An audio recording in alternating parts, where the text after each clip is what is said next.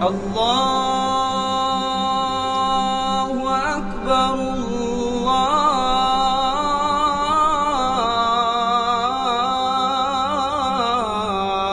Allahu Akbar.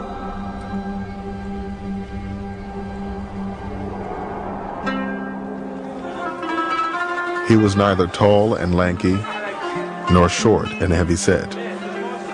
When he looked at someone, he looked them in the eyes.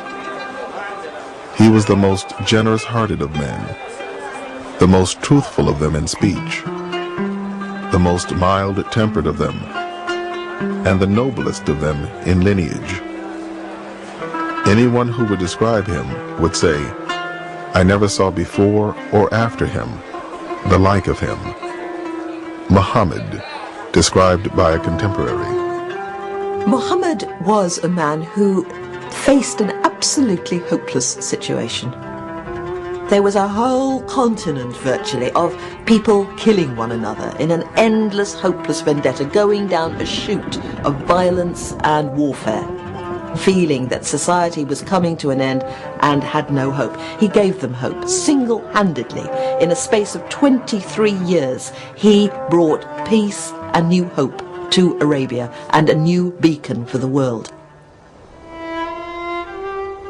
Islam, the religion Muhammad first brought to Arabia, now claims 1.2 billion followers around the world.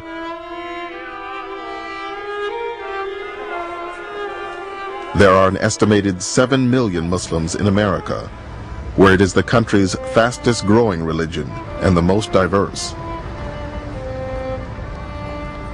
Like America itself, the Muslims in this country come from all over the world.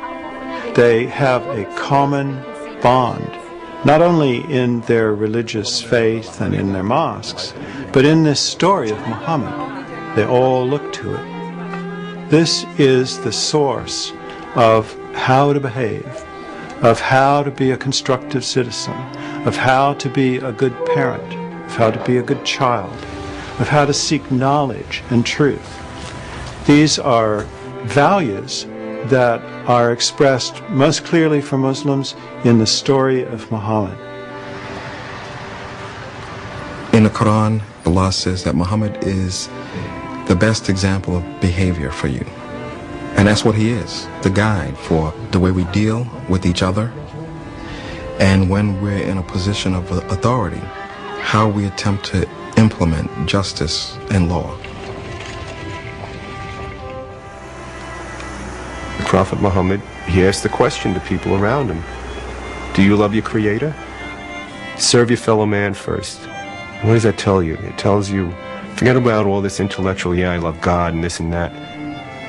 If you're going to, forget about talking the talk, walk the walk. You want to serve God, serve people. What more noble way to serve people than to risk your own life to save them?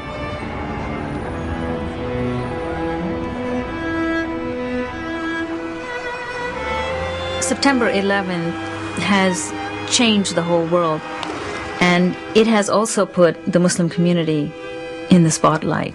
How about the dove installation? Is this? Muslims have a lot of hostility being hurled at them. But this is also a time of transformation. Many people are very eager to understand Islam and want to know who is the Prophet, what is the Quran, who are the Muslims, how do they live?